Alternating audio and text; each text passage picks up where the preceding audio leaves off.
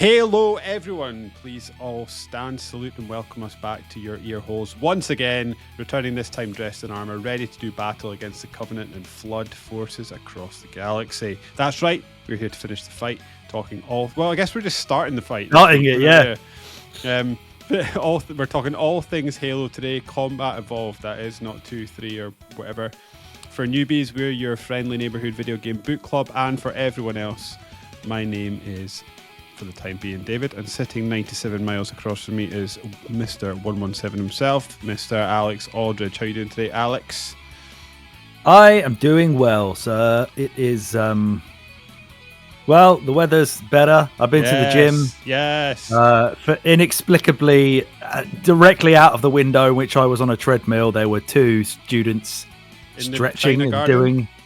No, that's the other side. Oh, it's a shame. No, they were doing some kind of weird stretching exercise right in front of the window, and I don't know what I'm supposed to do because I can only look in one direction, really. You just got to look, mate. That's it. That's what I love about university students. I keep getting older; they stay the same age.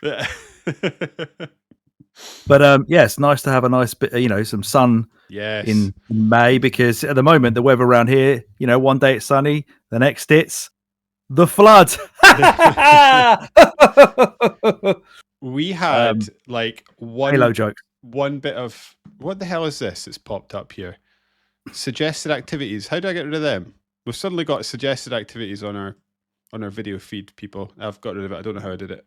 What was I going to say? Oh yeah, it is mental how we had like one sunny day about 2 weeks ago, and I remember I'd been walking out there with the dog, didn't have a jacket on, and I was like, I did not realize how much my soul needed some sunlight, because I was just like, have I just been walking about in like a miserable cloud of funk for the last 6 months, because just my mood was so different. I didn't even notice how down the horrible weather was getting to me until that day.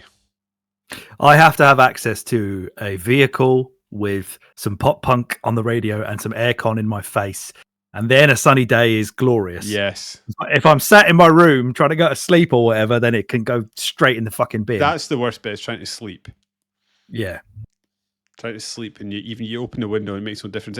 It's actually the scourge of being a big fat nerd like we are, because our hobby involves using electronics that generate quite a lot of heat. And it's just like, as soon as it gets to summer, you're trying to have a nice game of something and your computer is blasting heat into a hot room and there's just no escaping it whatsoever. Do you remember last summer my old MacBook that I used to record on, just like turning itself off? It would just burn it almost literally burn itself out and then just give up halfway through a podcast recording. So I had to switch computers. Madness.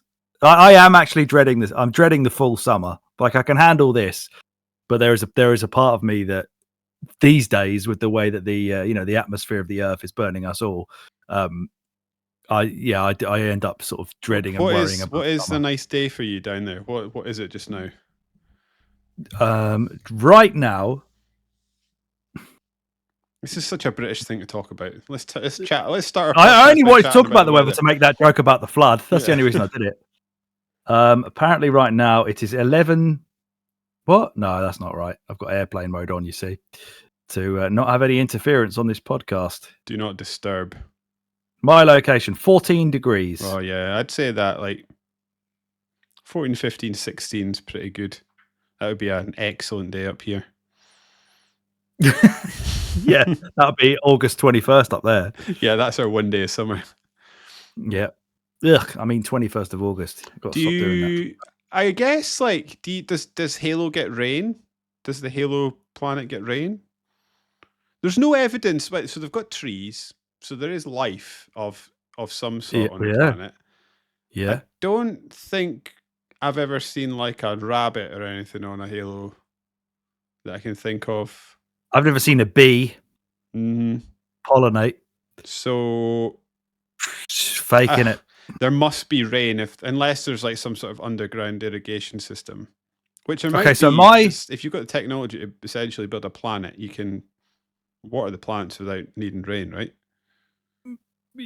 Yeah, my Windows taskbar has Yeah. just put a pop up right in the middle of my screen saying weather updates and so much more. And people say the machines don't listen to you. No, they don't. They will say that they do listen to you, and they're right because it is. I mean, I am talking directly into it with a microphone that's plugged into it, but still, Here's your weather. Cortana, the other Cortana, fuck off. Does Cortana exist anymore? It doesn't. But I always assumed that the Cortana that Yeah, Windows Cortana's had, on my Windows. yeah, I just that have it all turned off. is that because of this video game? Yeah.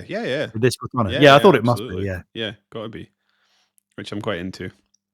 Um, another reason for the general uptick in mood today, it's not just listening to Voodoo Glow Skulls in the car and having a sunny day and seeing some women stretching. I was watching a long play of Halo while I was at work to just make some notes. And excellent. fuck it, what a bloody good game! Mm-hmm. I mean, this is one of the goats. What a wonderful video game! What a brilliant time you and I had laughing. We had so many laughs on the carp of this fucking nonsense video game, didn't we? Oh, so much fun. And like, okay, yeah, I think like I don't think anybody would argue by modern standards there are some pacing issues at certain points of the game. However, I do find it. What did this come out in 2001? This game, Yeah. like, Yeah. I can't believe that a game that came out in 2001 is still pretty much within reason, every bit as good as it was when it came out. Like, what other games are coming out in 2001? Like, think how badly a lot of them have aged.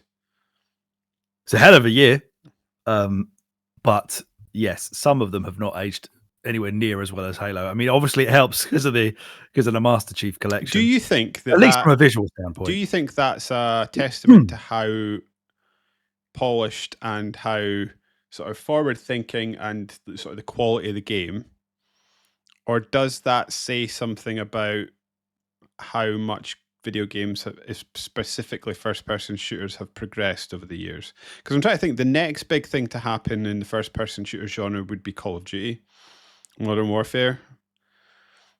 Yeah. And what did that do, really? Not a lot. I'm trying to think now. It's probably multiplayer and pace. Yeah. I guess. Yeah, it didn't exactly do the whole narrative side of.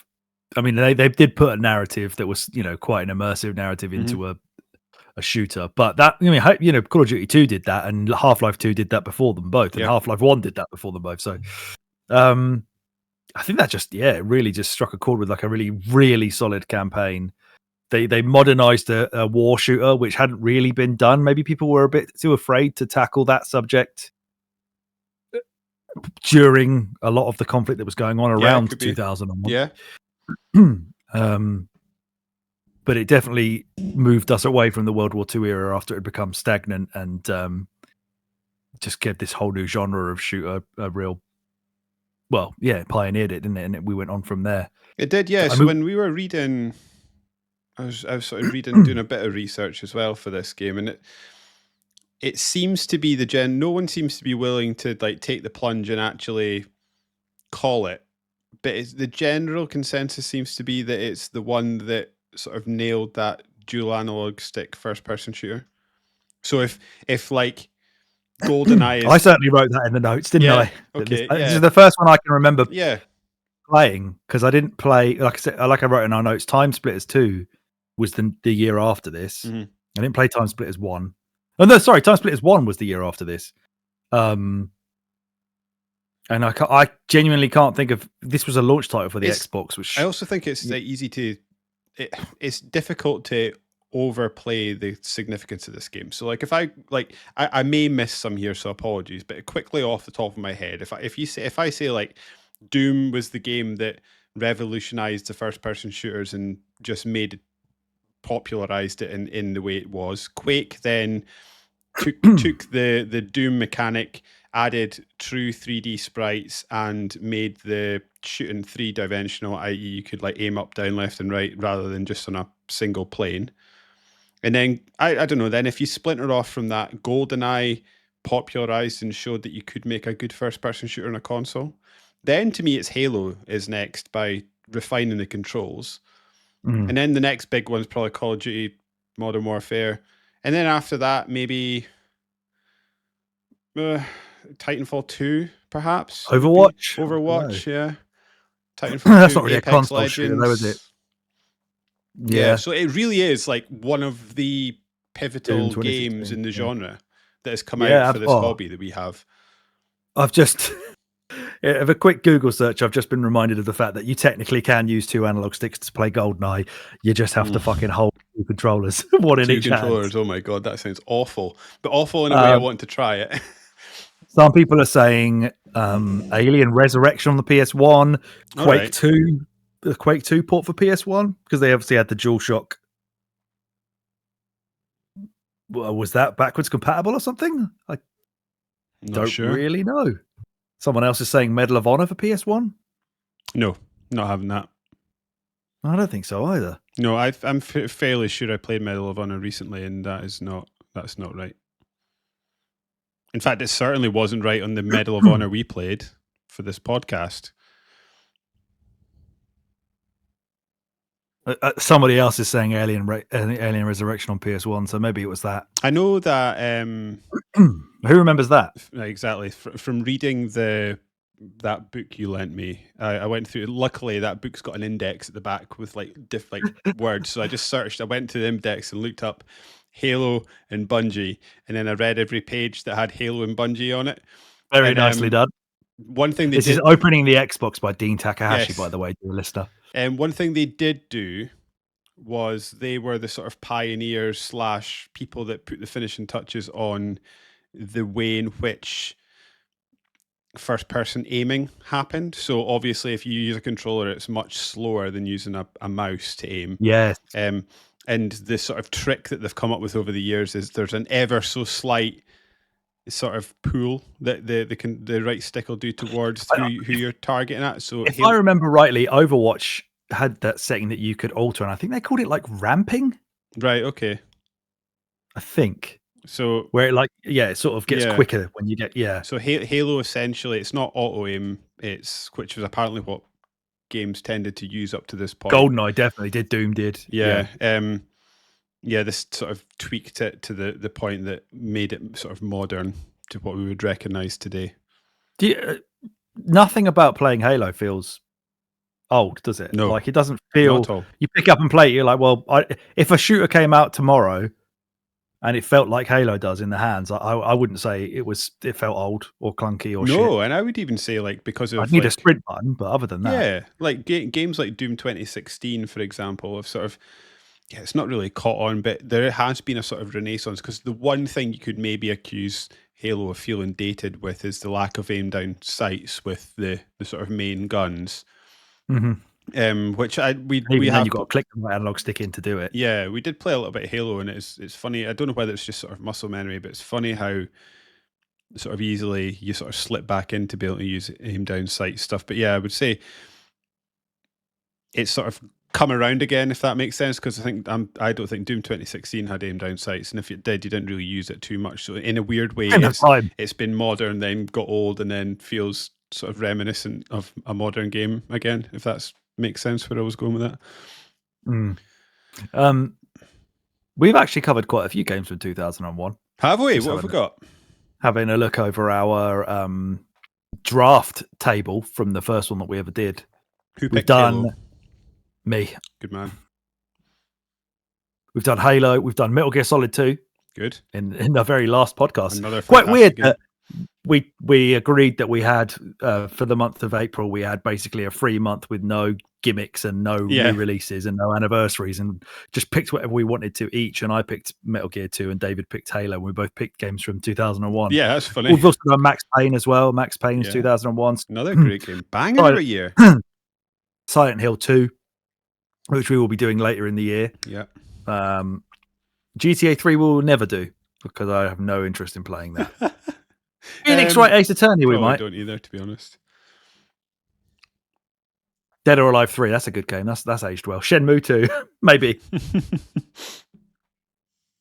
This is 2024 is the 2021, the year of the 2021 for A Winner's You, because we're covering a Shenmue game as well, but it's not 2, is it? It's the first one. Yeah. Later this year. Yeah. That must have been. That must be 25 years then.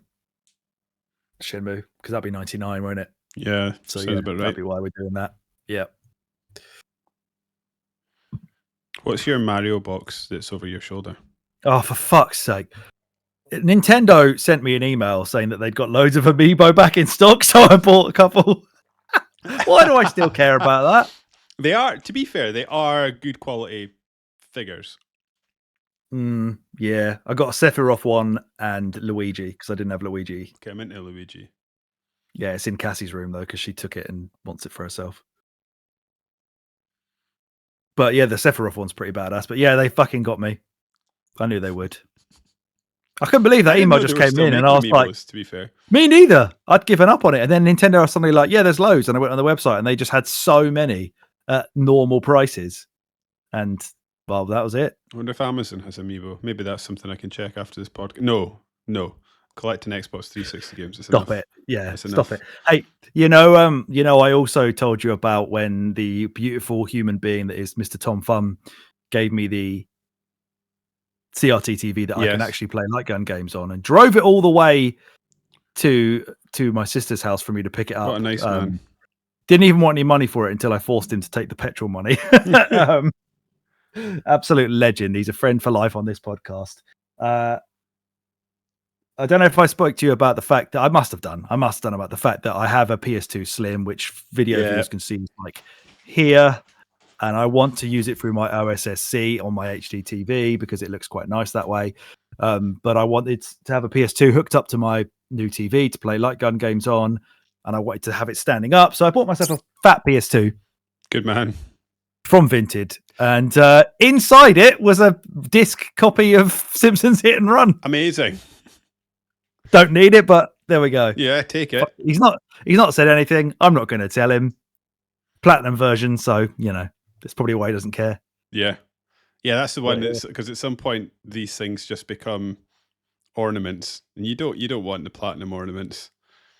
No, I got annoyed because I bought on Vinted a whole bunch of Xbox 360 games. I bought like 20 of them or something, just like a massive pile of them. I went through the guy's shop and just bought all this cheap Xbox 360 games I didn't have. Didn't send one of them, which was annoying. I can't remember which one he didn't send. And then SSX appeared and it was an Xbox Classics case. And then I went and checked and the picture was not an Xbox Classics case. Oh, that scumbag! So I went online and I put in a complaint and I was like, there's a problem with this order. And then I was like, look, it sounds dramatic, but you're missing one game and SSX is not the box that you have advertised. So he was like, okay, send it back for a refund. And I was just like, fine, fuck you. Game. So I gave him a 1 star and said it was cheaper for me to keep the order than it was to send back because I'd have to pay the postage for it to go back. So I just took it and then gave him a 1 star, said, watch out, he's a liar. he's a platinum box. He's a piece of shit. Yeah. I have sent games back to CEX that have come to me. You've had some stinkers, like I have had some shitty with ones. labels scraped off and shit. Yeah, but even if it comes in because they don't actually put a picture of the item you're buying on the website, it's basically a crapshoot what you're going to get. If they send me, a platinum edition or Xbox Classics, or whatever, I send that fucker straight back. And I've even written to them in the notes before, like, I specifically want this for collector's purposes. This is not what a collector would ever want. Yeah, take it back. Take it back. Fucking dicks. You scumbag. Even if they send me a PS2 game in a black box instead of a blue one, no, they're not black. I don't want it. What was the deal with that? Because I'm sure when I was younger, I had some black box PS2 games. Is that somebody once said that the Italian ones are black or somewhere on Reddit or some shit? That's bollocks, I'm sure. No idea. I think it's just someone's broken it and replaced it with a DVD box. As far as I can tell, that's what it is. And obviously, if you open it up and it doesn't have the it doesn't have a memory slot card for a memory card in, you've been scammed. That does lead me to the fact that usually we have David especially will put the box of the game that we're talking about Oh, behind I forgot him. to do that. Wait a minute. I've got to do that now. So he's going to go do that now. But my problem is that when I went to go look at that the other day, I don't fucking have either of them anymore, like Halo 1 or Halo 2. What? I must have sold them when the Ah. Master Chief collection came out in a more, carefree day of like, oh, I don't care about collecting them anymore. I just want the money for, I don't know what it was. Women. Or sugar Money or for something. women. Yeah. Yeah. Right, we have. Get Halo on the For go. the senoritas. Then we've Yes. got Halo 2.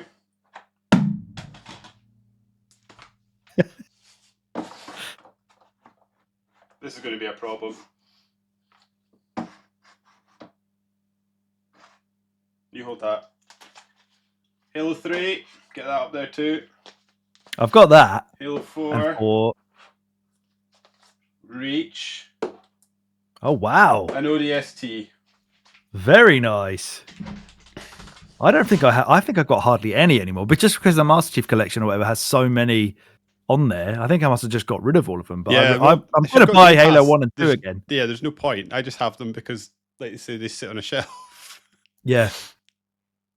I would like to have stuck it in an Xbox and just given it a go on there, to be fair. Yeah. I was planning on doing that, and then this, Well, yeah, didn't. I did see there's a cool Retro Fighters PC controller that was modded on the OG Xbox going about. Oh, the Duke. Yeah, and they did sell a Duke, didn't they? And I'm sure I've got the Hunter, the Xbox Hunter controller from Retro Fighters, which is a lovely piece of That's kit. the one I want. Wireless for my original Xbox, beautiful. So that plugs into an Xbox. They give you both.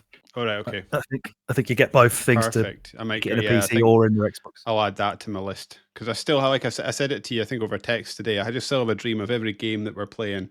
I just want a nice stack of controllers. I go, all right, Dreamcast game today, and I'll pull out like an approximation of a Dreamcast controller because I finally got that 8-bit controller from my subscription to Retro Gamer.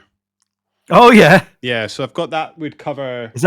That'll cover my SNES and NES, I would guess. Yeah, it's sort of. Let's see.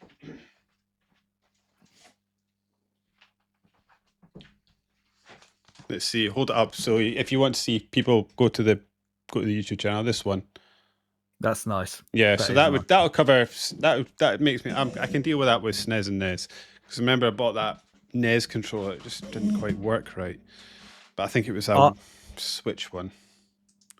Oh yeah, I have those retro fighters, which I should hit up fucking Games Connection, get to sponsor the podcast.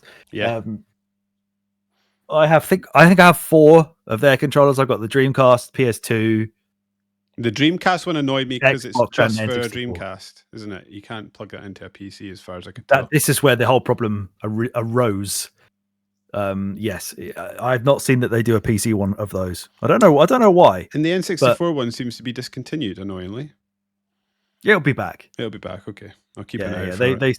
they lose stock all the time. Just give them a follow on Twitter or something, and they usually put it on there.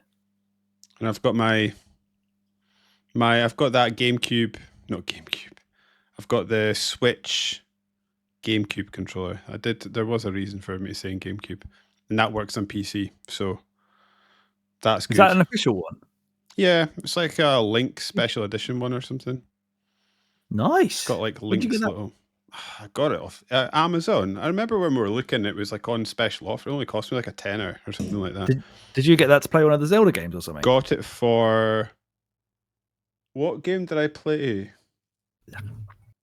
It certainly wasn't Wind Waker because, well, that wasn't a GameCube game. Played that on my Wii U, didn't I? Maybe Metroidvania. Not Metroidvania. Come on, Alex, save me. GameCube. Oh, GameCube game on the Switch. Super Metroid. What's the Prime. Metroid Prime? Yeah, I think it was maybe for that. Yes. But then I also played the Medal of Honor game with the GameCube with that controller. Oh yeah. Oh, you must have got it for playing on Dolphin. Yeah, that makes sense.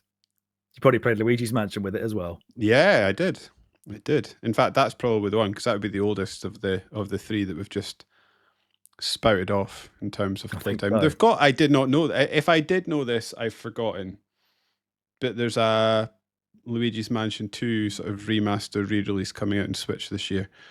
There is. So if there's ever a space, maybe it's time to take a look at that, because I did enjoy Luigi's Mansion. I really enjoyed it, and the second one I've never finished. I don't. Oh, I do still have it on my 3DS. I played it maybe for 45 minutes. Yeah, I get the I really like the first Luigi's Mansion. And So good. I get the feeling that you and I are in the minority that everyone thinks that that's the worst. Do they? Well, maybe we're in for a treat. Iteration. The third one's good. I played that co-op. That's really good fun. But the second one I always felt was just a little bit, I don't know, iterative. Yeah, be interesting to see how it feels on the Switch, given it was sort of leaning on that 3D gimmick as well. God, if they bring it out and say it's 30 FPS like that Paper Mario thing, I'm not buying it anyway. It's Nintendo. It'll almost certainly not be quite what you want it to be. Yeah, certainly will. Right, enough about those idiots. Let's talk about Halo. For the purposes of this podcast, we played the newest version, so we could switch between the old and new graphics, which I'm glad we could, because it was fun to look at those old graphics. I don't think I ever want to play Halo the whole way through on those graphics ever again. No, actually, that's reminded me. I've just remembered why I don't have Halo 1 anymore. I got rid of it because I have the Halo Combat Evolved Anniversary on the 360. That's why I got rid of Halo. I don't know. I can't really put that anywhere. Prop it on Mario, yeah. Hide your amiibo shame. Hidden, kinda. Right, you've done. I've done loads of notes for the levels and stuff. I guess excellent. You can talk about this other shit first. I don't have it open. Give me a sec. Oh, I suppose we need to get the story up at some point to talk through when we do the level chat.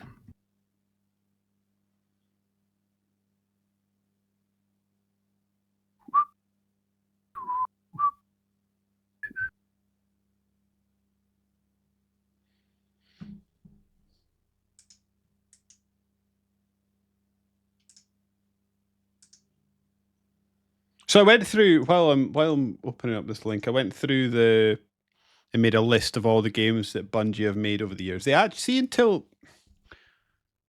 for a developer, I was going to say they haven't made that many games. They have made a lot of games, but yeah, I would actually think there's until pre-Halo, there's really only 2 games of note. I think that anybody would want. I had a look at Gnop, their first ever game that came out in 1990. It looks exactly like Pong.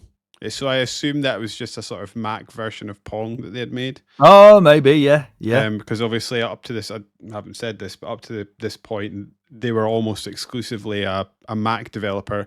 Up until sort of, there was a PC version of Marathon that eventually came out. And as well as Myth and Oni, was a PS2 game, of course. But yeah, they had sort of started dabbling in other platforms, but primarily up to Halo, they were almost exclusively a Mac developer. So yeah, the Marathon series is probably their biggest game up to this point, which was sort of dubbed the Mac's answer to Doom. And people that are interested in Marathon, they are currently making a new one. Are they? Yes. So what, Bungie? I don't know if it's Bungie. I think it maybe is, because I know they've moved on from Destiny 2 in terms of they do have a team on other things. But yeah, it was announced a couple of times. Let me have a quick look at that, just so that. Well, they certainly don't have the rights to make any more Myth or Oni games, because when they were bought by Microsoft, Take-Two Interactive had published those previous ones, and that was in partnership with them. And then Take-Two ended that partnership with Bungie after they went to Microsoft. So it's certainly not going to be one of those 2 games. Yeah, it is coming out. Bungie are working on a Marathon game. That is mental. If they make it like Doom 2016, then we're all going to have a bloody good time. I'm very excited to see what it turns out like, because obviously, as we were speaking about before, Bungie know how to make shooters, and like, as much as that Destiny is not my kind of game, the guns in Destiny are still every bit as good as sort of Halo was in its peak. And yeah, I just want, hopefully they've got a shotgun in there. I don't know much about Oni. Did you ever play it? No, It looks look- a bit shit. Yeah, it doesn't look fantastic, does it? Considering it came out in the same year as Devil May Cry, you've got a real hard time if you're a third person action game in 2001 or after, and you don't, because you've got to compete with Devil May Cry. You've got to compete with fucking what the fuck's that? What's that angry man's name? The Angry Man. Yeah, from Capcom / Bayonetta, whatever his name is. What's his fucking name? This is an Alex. You're gonna have to The rescue one yourself. He's blocked me on Twitter. Has he? Blocks everybody on Twitter. What did you do to him? Oh, all you have to do is just quote him. You just have to tag him, and he fucking blocks you. What a legend. Oh, there we go. Yeah, you've got to deal with Hideki Kamiya's fucking debut. Was it his debut game? I know he worked on Resident Evil 2, but yeah, his debut action game anyway. You've got to deal with that as your competition, and all of you will pale in comparison to it until many, many years later. Yeah. Basically, when Kamiya just did another game, when he just did Bayonetta. But yeah, I haven't played that. It's interesting to think how many parts of Marathon were sort of transposed and taken and improved for Halo. Stuff like Yeah. well, I mean, they even had like some of the names of the armor. It's like Mjolnir, which I'm pretty sure is Thor's hammer. But I was about to say that sounds like something straight out of God of War. yeah, the armor or something that you wear in Marathon is like the Mark III Mjolnir armor, and then apparently Master Chief's suit of armor is the Mjolnir Mark V. Even though the games have no connection at all, and they certainly won't now that Bungie's owned by Sony. No. But yeah, they had stuff like a level editor called Forge, something to do with like Forge and Anvil. So they do have, they've got Forge now. That's your level editor. You can make. Yeah, they put that in Halo 3. They put Forge in there, and then apparently the icon for the Forge mode on the menu screen is an anvil. So nice. I like it when companies make little subtle nods to their past. I do too. For the hardcore they had fan. They had a co-op campaign, and you could dual wield guns as well. So all of that stuff was being done in 94, 95 by 94, Bungie. 95, so yeah, fair play to them. The game looks absolute horseshit. Like maybe I'm being slightly unfair, but maybe the Mac is just not a system that you would ever go back and look at if you're trying to get a good 90s FPS. Yeah, it's interesting. But compared to Doom, it does look ropey. Yeah, I always find that interesting because when I was reading through that book, apparently Steve Jobs was absolutely furious when Microsoft bought Bungie because they debuted Halo on stage with him. Yeah, the first time anyone ever saw it, he was stood on stage with it. Yeah, which is funny to think about in retrospect because of how sort of like uninterested in games Max appeared to be over the years. Yeah, he himself definitely was disinterested. Yeah, and I wonder why he was so annoyed, given how much of a lack of interest in sort of pushing game, like their computers as gaming machines they are. Yeah, apparently he phoned up the guy that was sort of like, I can't remember his name, but headed up the purchase and basically just shouted down the phone at him for multiple hours, and then to try and placate him, they basically just said, okay, well, Bungie will keep making games for Mac for a little while. I don't know, sounds but it's just reminded me of the PlayStation thing when PlayStation got annoyed that Microsoft bought Activision, and so Microsoft just went, oh yeah, we'll just keep making games for PlayStation, don't worry. Yeah, why would we cut off your market when it's bigger than ours? Yeah, exactly. We're not fucking idiots. It is funny to think that Halo started off life as an RTS game. And then that's wild. Many, many years later, they released a Halo RTS game that I've never played, and I feel like I really need to play because in many ways it's Halo returning to its roots. Is it an RTS? It's not like Gears Tactics. I always thought it was like no. It's more like Command and Conquer. Oh fuck that! You can play that. I'll play it on my own. I don't want to touch stream it one day. Yeah, because Myth is a RTS game, and apparently this was supposed to just be like a sci-fi, not version, but like a spiritual successor to one of the Myth games. But I didn't really know what Myth was. I think in my head I was conflating Myth with Myst, I think I often do that whenever I see it. I think of Myst, but it's definitely not that. Just an old school like Age of Empires style thing. Right. Okay. You've got here. They were cheap. Yeah, for, sorry. Microsoft. So yeah, one of the reasons apparently that they ended up purchasing Bungie is they were looking for a sort of prime video game development house to come in, and they basically had just looked at Halo, and when Microsoft bought Bungie, companies like Nvidia and graphics card manufacturers had started using Halo as an example of how good games can look. Basically, to this, here's our new tech. Check out how cooler games it will look. And they've been using Halo footage and in-game gameplay for these videos at different events. And I've forgotten the guy's name. Sorry, but essentially they saw Bungie as a cheap acquisition, relatively speaking, because apparently they hadn't made a game that had sold over 200,000 units, which blows my mind. I know this was like back in the day, but I would have thought Marathon had a chance to do that, or No, but if it's Mac exclusive, I don't know how much of a gaming platform that was. Well, sorry, are we talking? Yeah, it is. Yeah, Is it yeah, Mac? Or is yeah. it Apple? It's not Apple II. That's too old. That's like fucking John Romero. Yeah, Isn't it'd be Mac by So- this point, certainly. Yeah, Yeah. I did. I wonder why they were such a. It must have just been off the back of how early footage of Halo was looking, because nothing in their back catalog would make me think they're going to get you. They're going to create your killer IP for your brand new console. Sorry, Annie's returned home.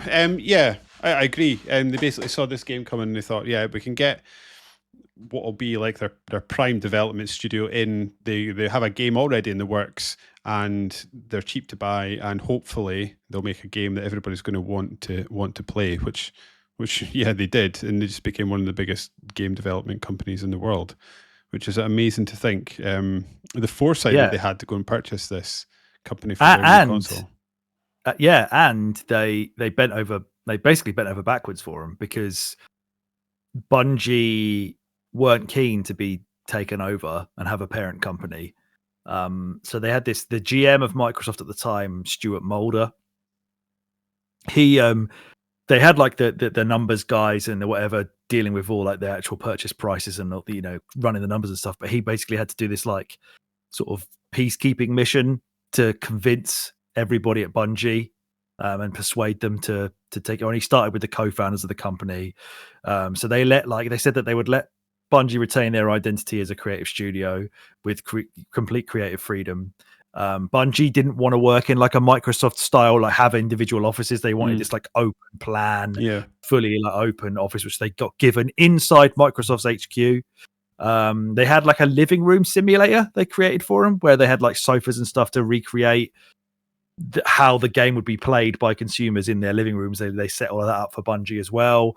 They partitioned off the Bungie office from the rest of Microsoft and given their own security staff, so that people from Microsoft couldn't freely come and go. And like, so that it just felt like they wanted them to feel like they weren't being assimilated into Microsoft by having loads of dudes just swarm into their offices. They just kept them as far away as they wanted to be, gave them everything they wanted, which, well, it was a very wise investment. Wise investment and not risk-free, right? Because like on one hand, like from Bungie's perspective, Microsoft have no track record of being a video game console manufacturer, and on the other side, Microsoft are struggling, but like battling to be relevant in the games industry. I mean, like think about today, the attitudes that come along every time you hear a new console being released.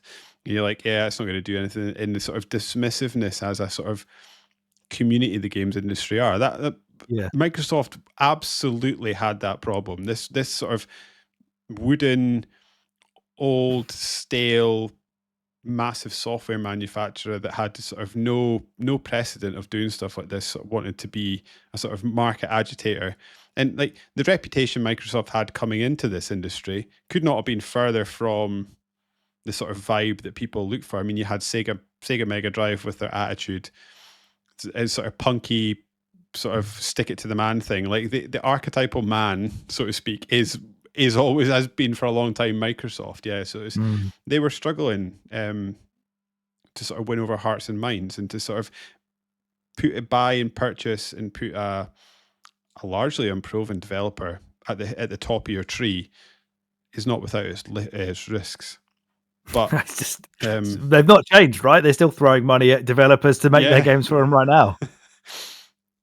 Yeah, it's interesting. And other than that, I guess because I think Halo had been in development for a couple of years by that point, obviously to go on Mac, they had to essentially rewrite the code again.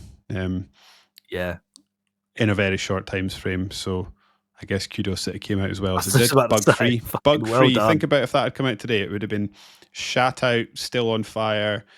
You press start and your console would have caught fire. And yeah, it's just like theirs did. Yeah. Yeah. They had one for the European press tour for when they were demoing Halo on Xboxes, and it caught fire. Amazing. Apparently. So the head of marketing just had to tell everybody what the game was like. It was like, yeah, it's really cool, isn't it? You're a green spaceman and you shoot aliens. Whose line is it? Anyway, recreation. They could have just came out to run around. Fucking improv comedy about Halo. Yeah, that'd be good.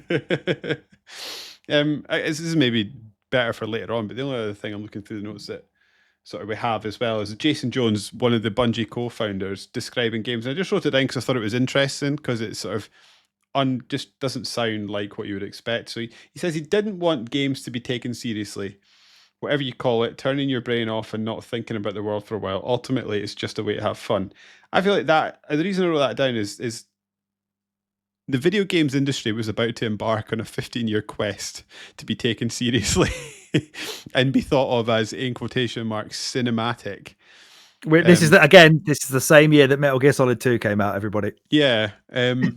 I just thought it was a funny comment, given how desperate to be accepted as a mainstream pastime video games has been for the last 20 years. But fundamentally, I think we're all sticking around because it is our way to stop thinking about the world and have fun. Yeah. And have fun. Yeah. And we had so much fun with this. It's worth repeating. We did. I think we should just go through the game. Yeah, I think it's time. Do you want to do story? Yeah, I guess so. It's quite a simple story, right? Yeah, we'll go through the levels because there's only 10 of them. There were supposed to be 25 apparently. Oh my god. Yeah. And we'll pick up on the plot bits as we go through the levels. So the first level obviously begins on Pillar of Autumn, which is the ship that we are on. And they discover the crew discovers this large ring world and is pursued by the Covenant and attacked and boarded. I think this is an incredibly iconic banger of a first level. I love the chaos of the feeling. It does feel like you're having a ship boarded as the Covenant just keeps like streaming through doorways, coming out of corridors. You've even got like I don't know what to call it, but like the sort of the pods when you go through certain doors on the side of the building, on the side of the ship, you can see where they've sort of docked their ship onto the side to board the Pillar of Autumn. The darkness of the corridors where they feel claustrophobic and they're narrow. You've got to turn your light on. You're throwing sticky grenades that just splash this like neon blue and have ragdoll physics of enemies flying everywhere. Flanking around the back of them as well sometimes when you've got like loads of Covenant positioned somewhere and you can go through all the side routes and end up behind them and punch them in the back of the head. I just think this level is I totally agree. Like from an atmosphere point of view, I can't think of it, especially up to that time, many shooters that had created it's a sense of chaos that you don't really, you obviously know things are going bad. And even like from the moment you're let loose, you're essentially just trying to figure out what's going on, make your way up to the deck of the ship to speak to the captain while this fight is sort of unfolding around you. You don't have a gun because you're sort of defrosted at the last minute. And even like sort of later on that level when you're coming back round, you sort of come through the building, the sort of area that the people that defrosted you that were in, and you look down and there's Covenant in there that had obviously come to try and get you before you got defrosted. I just think like it's probably one of my most said phrases, but the sense of place is really good, and yeah, it's sort of, you always, having never been in a war, I've got absolutely no idea, but sort of reading loads of articles about it and stuff like that, the thing that always jumps out is like the sort of sense of confusion and while things are Yeah. unfolding, that people don't know what's happening. I think they do within a sort of fun way, Yeah. because there's nothing fun about war. That they sort of do a good job of making the ship feel like this space that has an insurgent force. And even like you get through, speak to Keys, and as you're coming back, the aliens are sort of pushing the soldiers back. They're taking over the mess hall, it appears like, and you've got to fight your way through there. And then you're right, like jump over like beams that have fallen down, blowing up stuff that's on fire, and then you're just desperately trying to get your way to an escape pod to get off the ship that is coming down. It's a fantastic way to start a game. Yeah, it is. Getting that pistol as well, nice and early, so you can do your zoomed in headshots, and like I say, the sticky grenade. I think I said this as we were playing. Like the sticky grenade for me is probably my favorite grenade in all of gaming. Yeah, the sticky grenade is so good. The feeling of landing a sticky on an enemy and seeing them panic, and like again, really great dynamic adaptive AI to sort of panic and run around when they're going to know they're going to explode, or if you get stuck by an enemy, and how terrifying that is, knowing that's it, it's about to end. And then the color, like I say, the explosion, the literal explosion of color, and the way that you can just, especially in co-op, it's even funnier to see it, because you could have run off in front of me and thrown a grenade at a bunch of lads, and I will be coming around the corner after you, and they will just get blown towards me as I walk past the corridor. It's fucking so funny. Do you remember I sent you that video as well of when we were in the library, and one of those exploding flood things, big stacks that you shoot and they explode and loads of little ones come out. I'd thrown a sticky grenade at it and it had landed at its feet.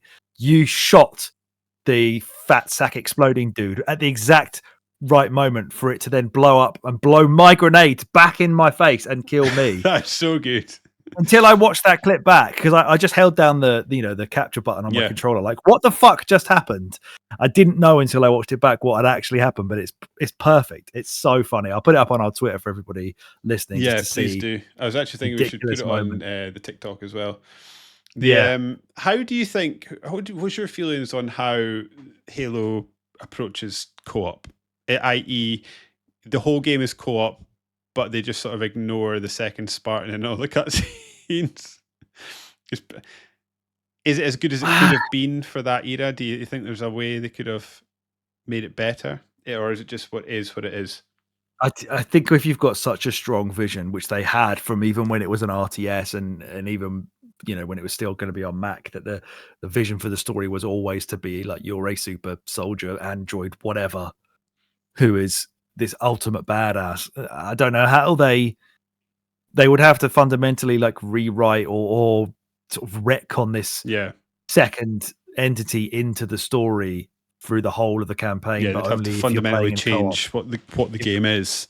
You've got to write it twice, because they obviously didn't have the AI capabilities, or didn't have the time, or didn't have the inclination to make that person be there when you're playing on your own, like Gears of War does, where a Dom is just Dom, or he's your mate as Dom. So they would have to rewrite the entire game and had to have this presence there. So I guess ignoring it is, I mean, I'm kind of fine with that. Because I'm having too much fun to give a shit. Well, that's the thing. There's like a sort of there's a bit of me that's like, if it isn't in your vision, don't give us it. But it's so good that I wouldn't want it to not be there. So yeah, I think I guess on balance, I'm quite happy with it being how it is. It's just funny that you just get completely ignored. Yeah. If I've played Halo's campaign 10 times, 9 of those times have been in co-op. Yeah. Yeah, exactly. I don't really want to play this game on my own. It's just nowhere near as fun. No, it's not. Or as dumb, or as stupid, or as just the amount of times this game made us laugh and sort of not surprised us, but maybe from just forgetting about things. But the moments of sort of genuine joy and astonishment at the nonsense that can happen in a 2-player co-op game is as special as it always was. Yeah, it hasn't lost its spark. It's still got its magic, vital spark. Yeah, it's got its vital spark. Yeah. No, I agree. It just, I think it has to be what it is. Interestingly, that because we never met, I don't think we mentioned this, that the multiplayer that's in Halo 2 was originally planned to go into Halo 1 in terms of like online shooter. Mhm. Online shooter? Yeah, like online matchmaking. But obviously, Yeah. they pulled it in lieu of concentrating more on the story, which I think probably set itself up more effectively into the future because it became a series that people were Yeah. interested in. The story's good enough that you want to know what happens. It's Yes. it's not And it's not like they an Oscar winner, but it's, yeah, like I say, it's good enough to propel you through. yeah, they have a voice.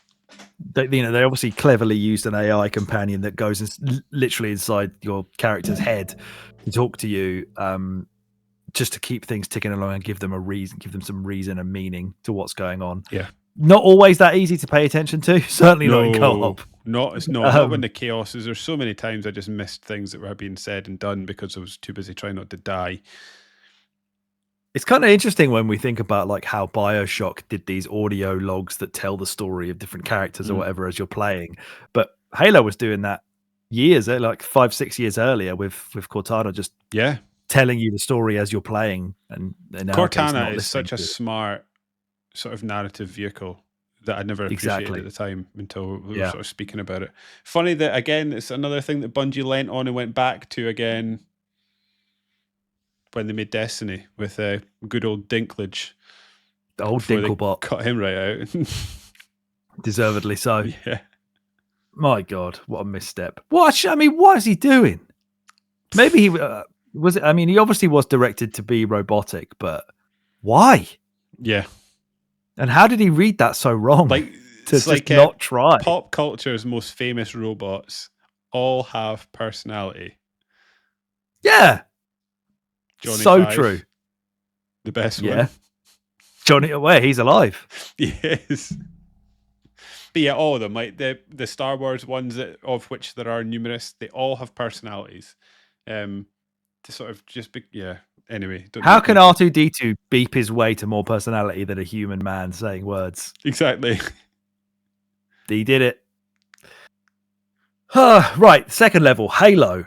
That's when we have this. When I started, fantastic. Sorry, carry on. I'll let you finish. Yeah, before I go off. It is a fantastic level. This is obviously after Jacob Keyes, the captain of the Pillar of Autumn, after it's been damaged. He then gives the AI Cortana to Master Chief to prevent the Covenant discovering the location of Earth. I mean, look at a galaxy map or something. So they abandon the Autumn, and then this is when we crash land on Halo itself, and we're on the surface now. Yes. This is again. Like, so while you look that up, I just yes, that's what I was going to say. Sorry, sorry to interrupt. Is when I was initially writing these notes, I at one point I remember writing like, this game's really well paced, and then I realized as I was watching the levels back to try and remember what we'd done, this game almost every single time alternates between ship corridors to open world with vehicles, to ships corridors, back to open. So this is the first of the open area vehicle bit where we're driving around. It's the first time we get into the Warthog, to this sort of semi-open structure to the level. Driving to these sort of marked areas to take out basically just drop ships full of pricks. Yeah. And then move on to the next drop ship full of pricks and kill them as well until we get sort of extracted by a helicopter or whatever it is at the end.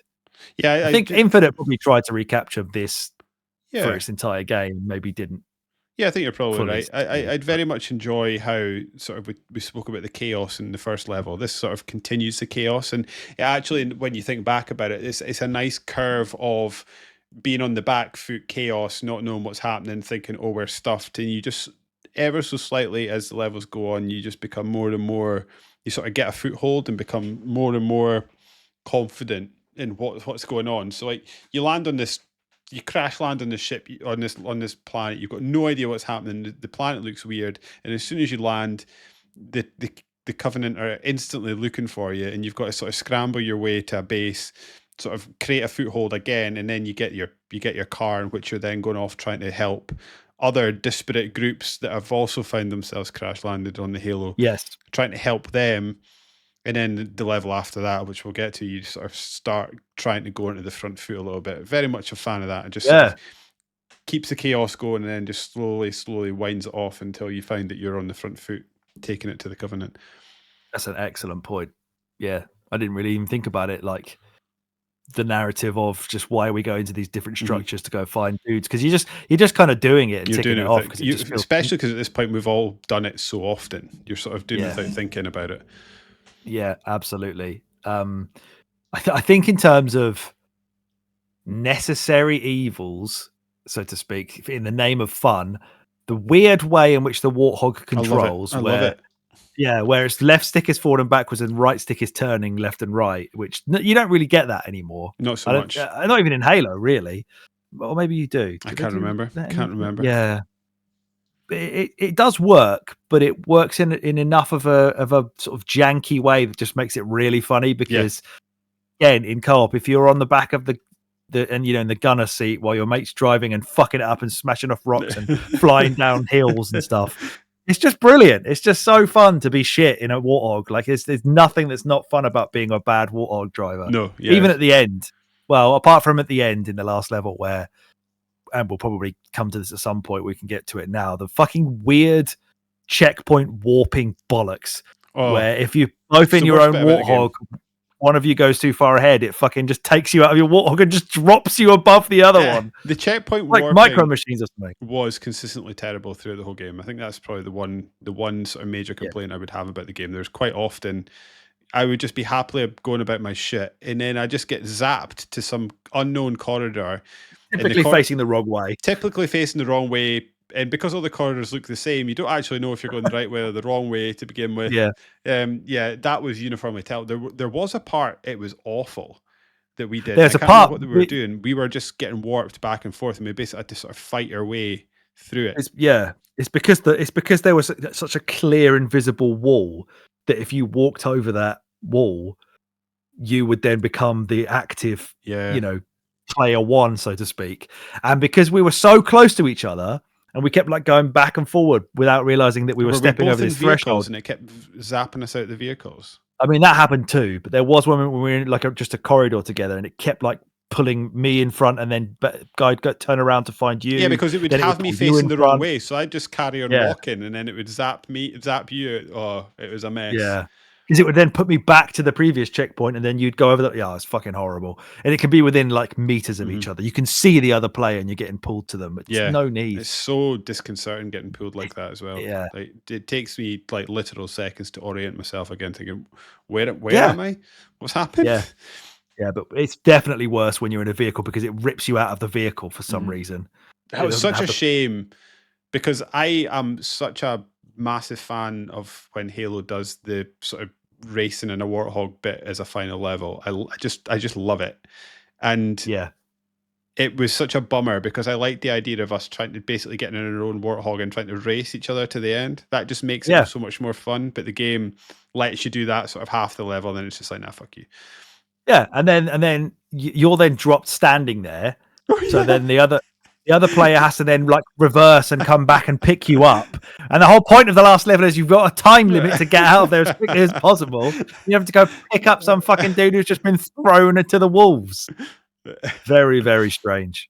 But it's funny now, but it's not at the time. That's probably the only frustration we really had, wasn't it? Was the checkpoint I would say so.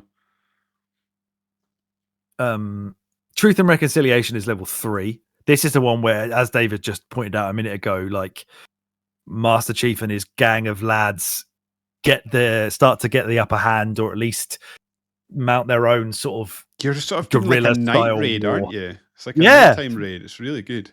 Brilliant start to level. You've all got sniper rifles with your night vision scopes on them, and as you say, you're doing like it's not quite stealth, is it? It's more of like an ambush.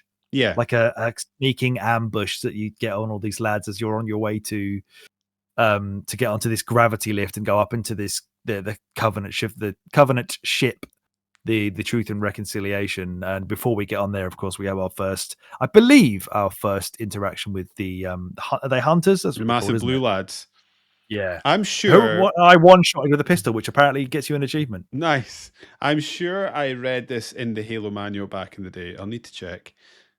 But I'm sure the lore of the time was that those two are one male, one female, and they're not married, but they're a couple. And when you kill one of them, it sends the other one into a rage. Apparently, the AI is written in that it basically makes it go, I don't know, blitz mode. What's the word? Berserk, isn't it? Yeah, There we go. berserk. That's the word I was Yeah. looking for in my brain. Yeah, so very, very good AI. Yes.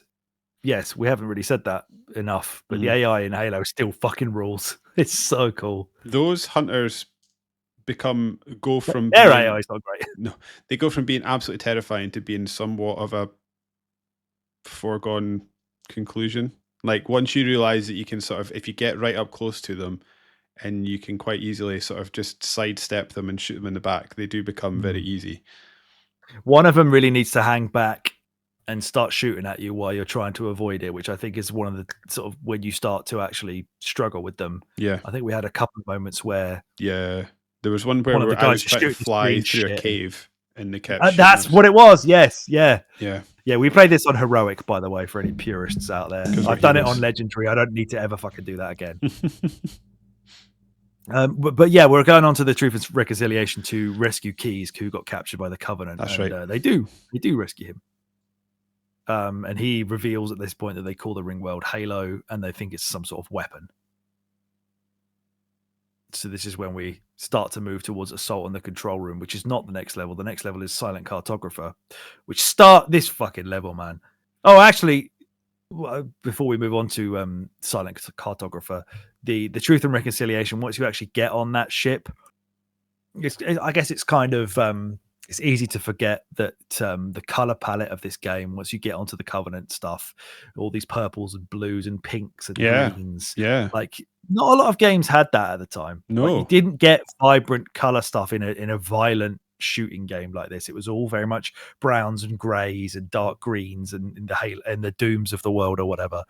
I mean, okay, Wolfenstein 3D was quite colorful, but in a disgusting way where everything's just blue and yellow, it's just awful.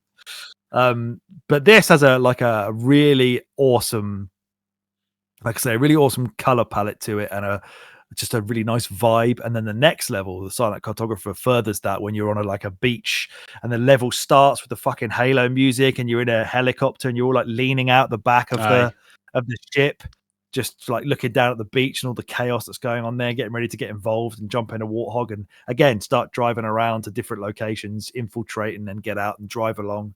I also like sort of narratively speaking. Yeah, maybe I'm not being fair here. Maybe I'm being a bit hyperbolic, but I also quite like that area when you sort of land on the beach, because that mission does not go to plan necessarily. I feel like in video games, you're used to being, especially during that era, you're used to just sort of winning over and over and over again. Whereas you turn up and you're too late, you've been locked out of the place you're trying to go. There's like a couple, is it a brute that's sort of managed to evade you and stuff like that, and you've got to go back and try and figure out another way to get in. And yeah, I appreciate that. Yeah.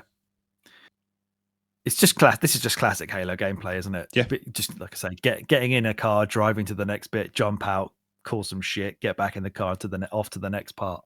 Very simple on paper, but it's really again it just makes the Halo feel like a real planet. Makes you feel like you're not in this closed off corridor, glorified corridor. You're in a big open space and you're moving about, and there's areas that you come and go to and come back to.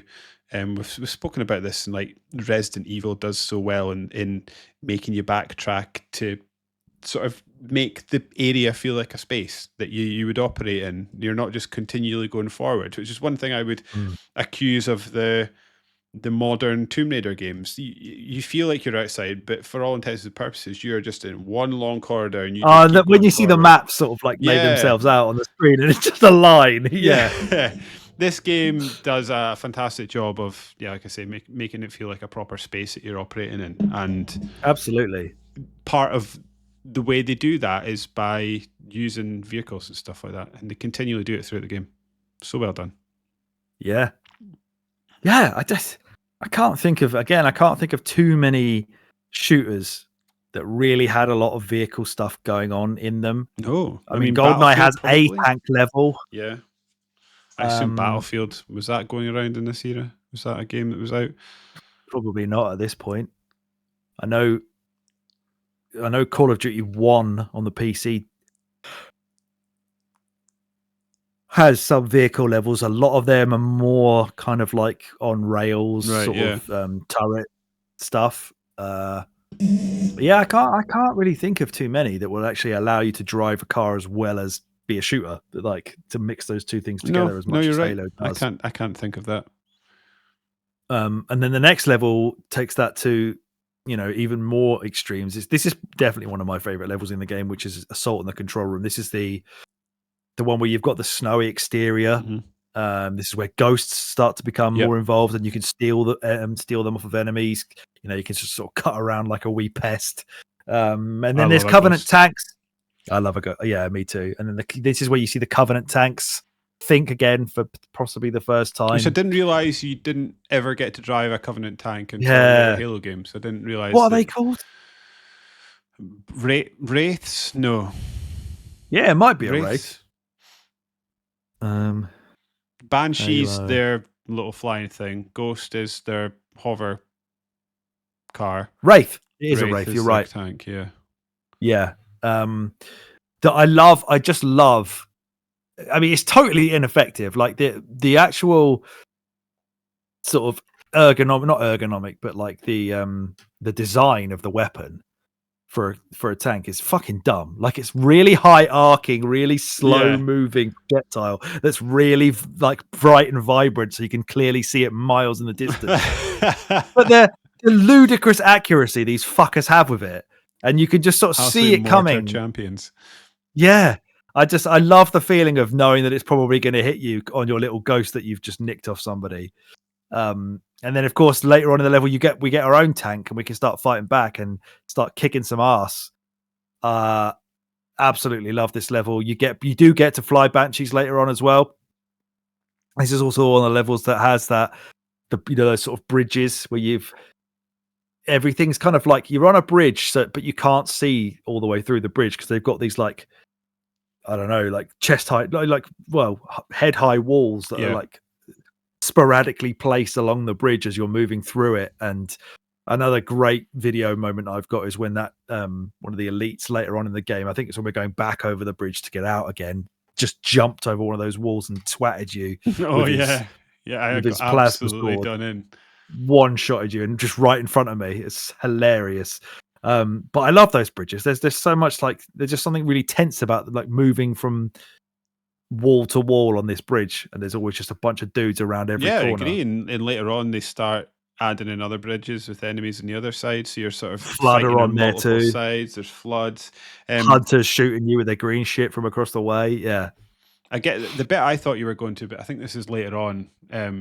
Is when you're crossing like a stone bridge, and you get you come out of like this area, and then you get to a stone bridge, and then you get over the bridge, and you go into another room, and then you go down all these steps, and you come out the bottom, and you realize that you can see the bridge that you were up on before. Again, amazing ability to create senses of space.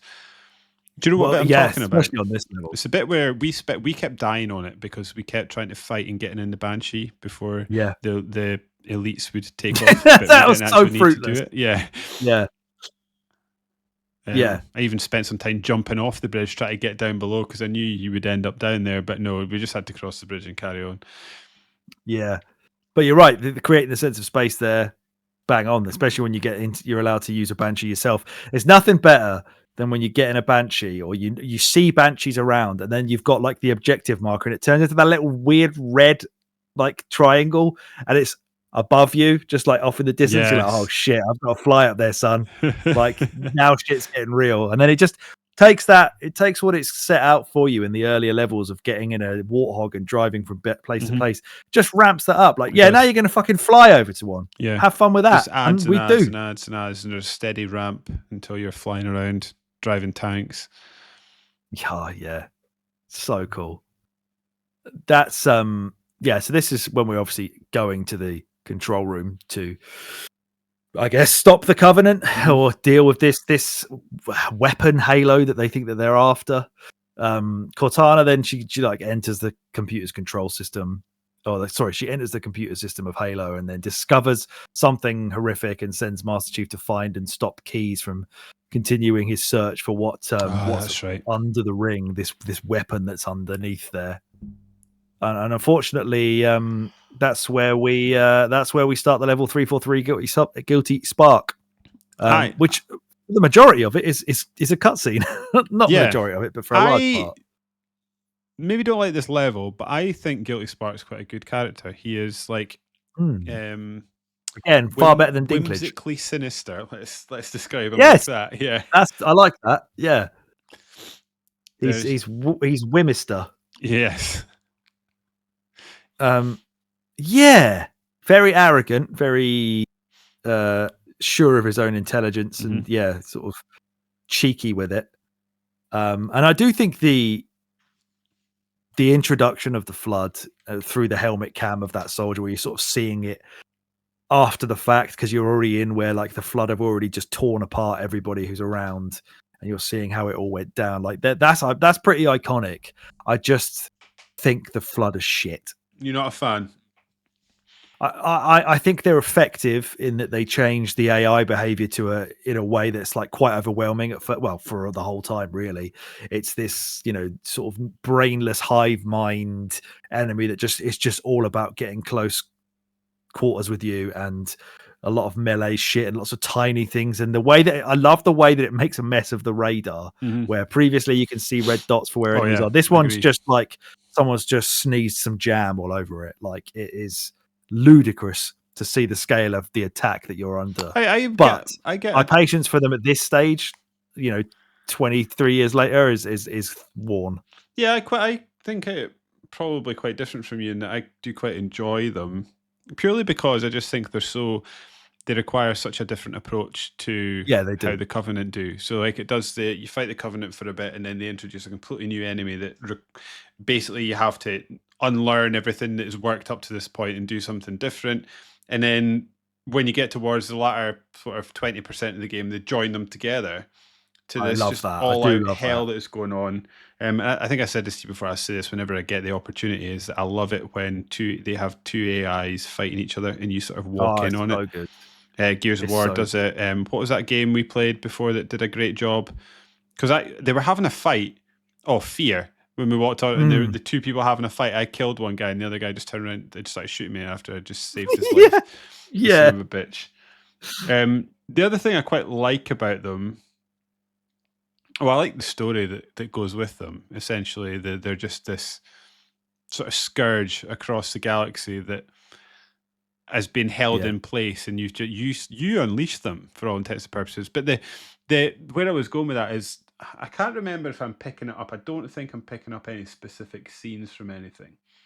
But the bit where they unveil the Flood, i.e. you're watching the guy's body cam, and then you find the leftovers of him just as the Flood come out. I get a lot of Alien vibes from that. I don't know whether it's a combination. It's not a coincidence, I don't think. Yeah, it reminds me of the Alien Isolation sort of radar scanner that you carry about when you're looking at your map and you see all the red dots all over the place. You're like, oh god, they're there, they're behind me, they're above me, they're below me, and yeah, it's just I get Alien vibes, and now that I quite like Alien, it reminded me of that. Enjoyed it. I definitely like how sort of well placed they are in terms of like not only the progression of the story, but your progression as a player of the game as well. It's like, I mean, you and I were very, very overconfident in our ability to play this game. Yeah, I had to check my ego a little bit after a while. Yeah. But if you're playing it for the first time or sort of casually or whatever, then you will have started off, you're learning how much power you've got as Master Chief, and you're getting to learn the AI behaviors of the Covenant, and you've got better weapons. This just then sets you right on the back foot. Like halfway through the game, just when you've started to really enjoy like flying around, getting in tanks and stuff. Now all of a sudden you're hunted, and you are severely underpowered for what's coming at you, because most of the time you're going to run out of ammo. I think the game encourages you to expend a lot of ammo that you maybe learn later on that you don't need to do so much, because those little flood things aren't dangerous unless they come in packs. Although it was quite nice, sort of from a gameplay perspective, when we realised that the little flood guys were reanimating dead things. Because I think they'd forgotten that happened. I totally had forgotten that. Yeah, that's a really cool sort of facet to their, the little move set, for want of a better word, because like they're just an annoyance. They're like a fly just sort of buzzing around your head. They will take off a bit of your energy. They can probably get your shields down. That's probably why they're there, to sort of chip away at your shields before the big lads come in with their actual weaponry.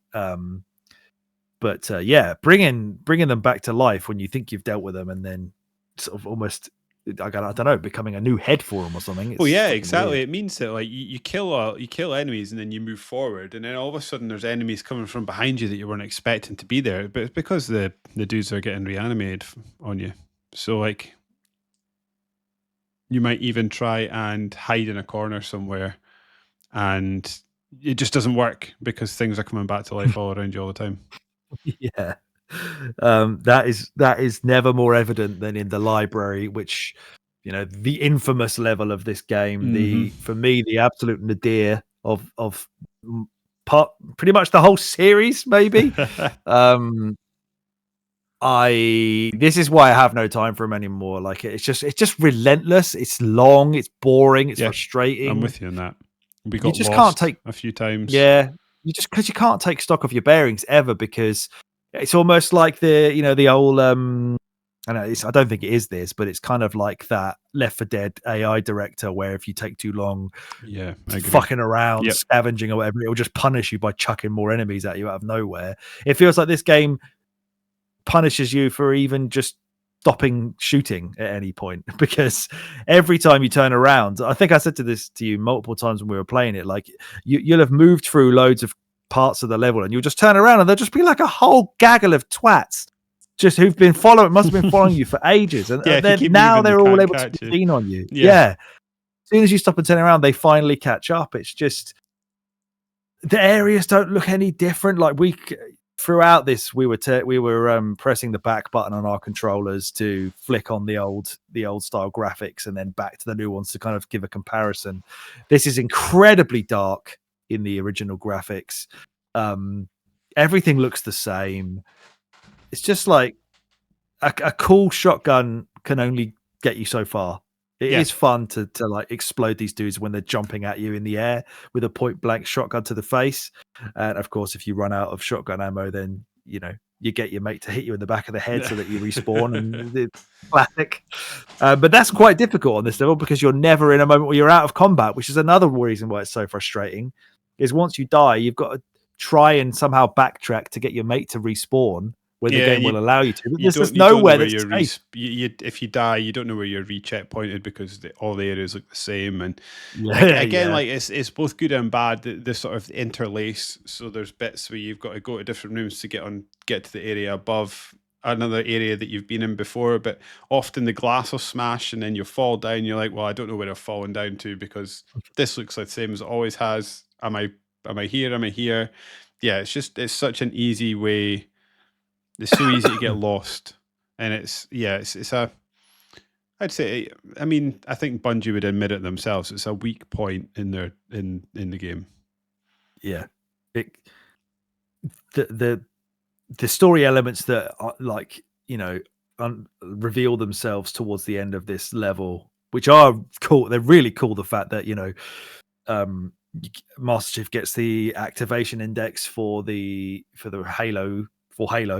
Oh, that's right. And that's when 343 Guilty Spark transports him back to the control room, and then Cortana obviously stops Master Chief from activating the ring, because that ring is it will get rid of the flood by destroying all sentient life, which is then starves the flood of potential hosts. Yeah. And that's when Guilty Spark gets pissed off and starts attacking back. That is cool, but I really don't think we needed a level as long and horrific as that to tell us that part of the story. Like, it could be not there and I wouldn't care. No, which is a shame. Yeah, it's a low point in an incredibly high point of a video game. Absolutely, yeah. But 2 betrayals then, cleanses the palate again, and it just feels really good to once again sort of go back outside, back with the Covenant, jump back in a Banshee. Really has a lot more flying involved this time around. So again, it's working with what you've been set in the earlier stages of the levels of the open nature of them, and taking it to a new vertical level. We're back on those bridges again that we mentioned earlier, where the Covenant and the Flood are fighting each other, and you're just in the middle of this all-out war, and everything is just super confusing. Nowhere is safe. It's a really cool, it's like ramping up towards the end of the game. Yeah, really enjoyed this area. Really well done. Was this the area that was all green? You're going around like there's like we couldn't figure out if when we went in the water if we were going to die or not. Oh yeah, maybe. Forgot about that water bit. Yeah, I think it is that. Yeah, I think it's either that or it was. Or part of it is Keys, because there is a part of Keys which is level 9 where you are back outside again briefly. That's right. But again, that's Keys. Effectively, for the most part, is another sort of corridor level. So that's when you've gone back to this again. So we've gone to we've had to be fair, the library and 343 are both kind of like internal corridor style levels, and then 2 betrayals gets you back outside flying around again. But a lot of Keys is when you're back on sort of Covenant ships and stuff, and then you're back in the purple and blue corridors of that. That's when I started to realize, like, well, maybe the pacing of this is just a little bit like copy and paste and repeat one of 2 things one after another. This is when they decide that they need to destroy the Halo installation to obviously stop all life being wiped out. Yeah, has it gone alien again? Have we found Keys yet? This is where, so we need his neural implant alien to again. Destroy. Yeah, you got to destroy the Pillar of Autumn and Halo along with it. We need Keys's neural implants to do that, so we have to go back to the Truth and Reconciliation, which is this level here, and found that it's just been completely assimilated by the Flood. And then we grab it. How does he punch into his face? Punches his face right off. Yeah, just punches through his face because he's turned into some alien blob that's stuck to a wall. Yeah, what those things that we were finding periodically, and we didn't find them all, that are kind of like sort of animated static cutscenes. Yeah, so they were added. They weren't. They weren't in the original Halo game. They came in the Master Chief Collection or whatever the anniversary edition. Yeah.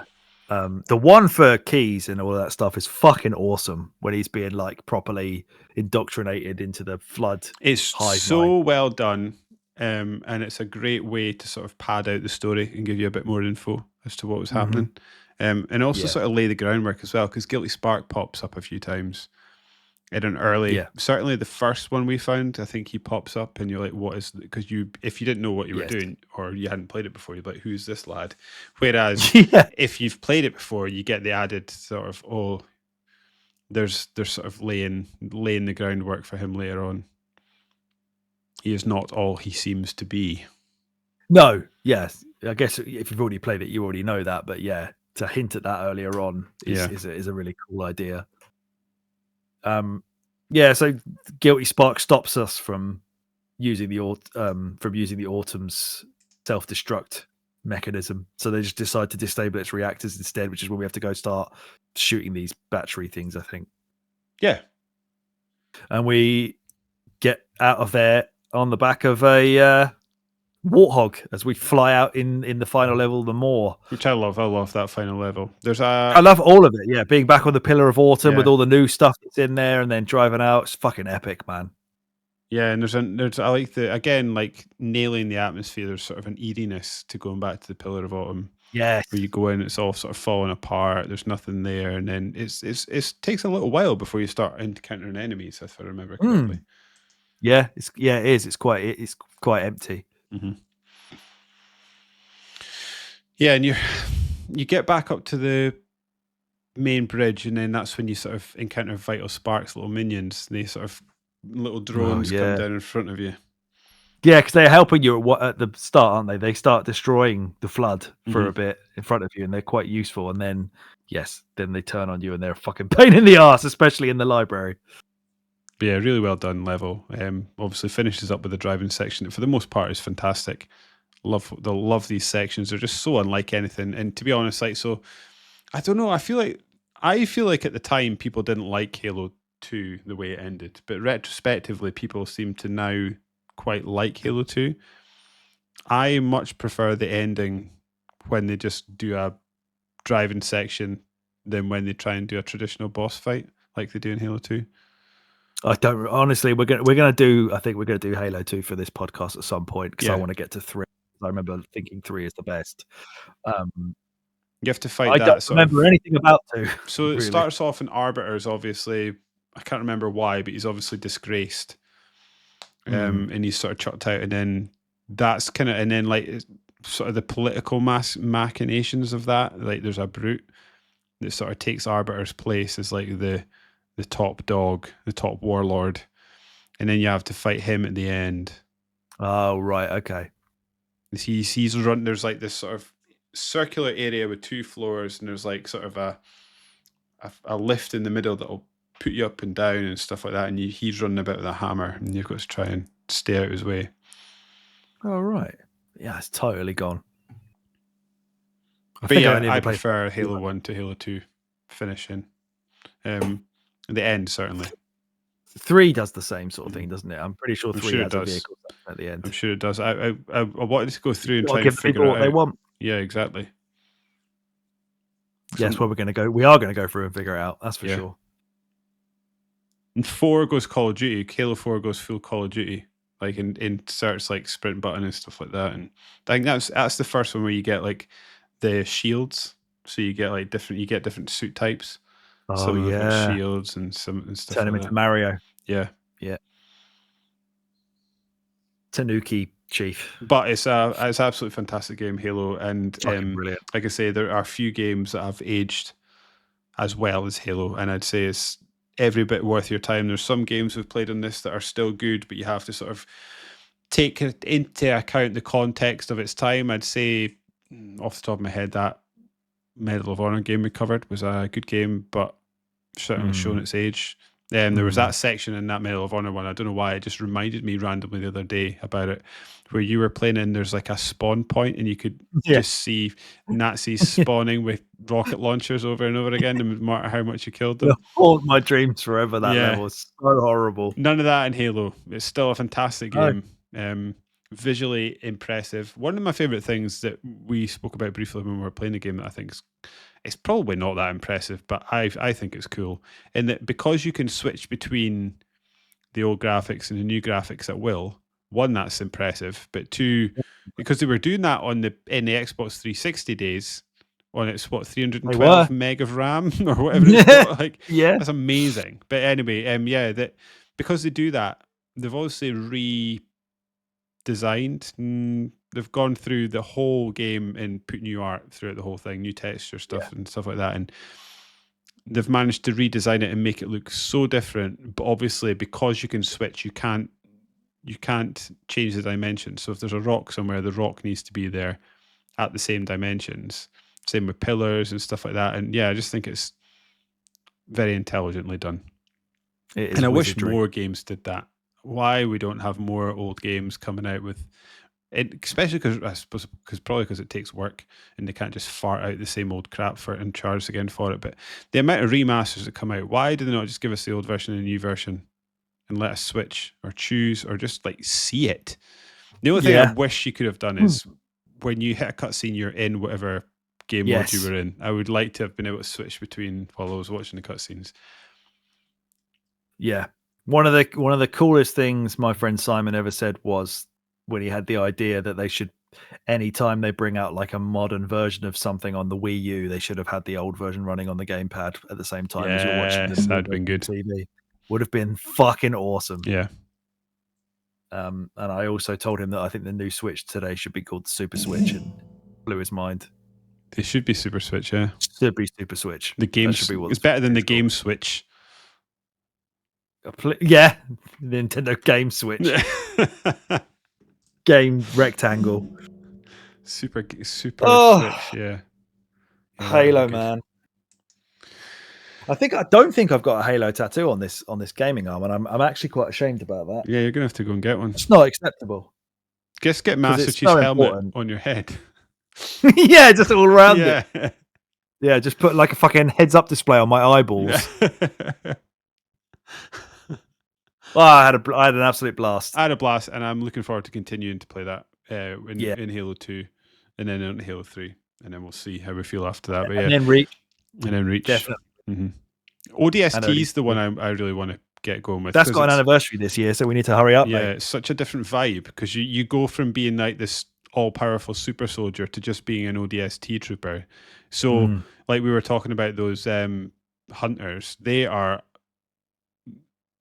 very different in the ODST. Like even in terms of just like scale. I remember the first time you see one, and it is just this massive thing. Like enemies are huge because obviously Master Chief is an augmented super soldier, so he's giant anyway. Yeah. Yeah. But Halo, and that's for a different time. Next up, we have, is it Prince of Persia? Have you got it now? Yeah. Mm-hmm. Then yes. Yeah, I'm really looking forward to getting stuck into it. I'm moved for that. And have we decided on are we doing another Metroidvania, or have we not decided on that? Yeah, what you were suggesting you were going to get the Castlevania Advanced. That's right. Yes. Thing. So we've got. We were going to play. So right. It is May. It is MAYtroidvania season. It's easy for me to Lost say. Crown. I was trying to think of the subheading for that game. And wait a sec. So where did we talk about it? Yeah. So it's MAYtroidvania season coming up because that's what month it is. We're going to hopefully fit a couple of them in this time. We're going to do, first of all, the new Prince of Persia. Yes. The Lost Crown. And then we're going to hopefully end the season with Castlevania Aria of Sorrow. Looking forward to both of those.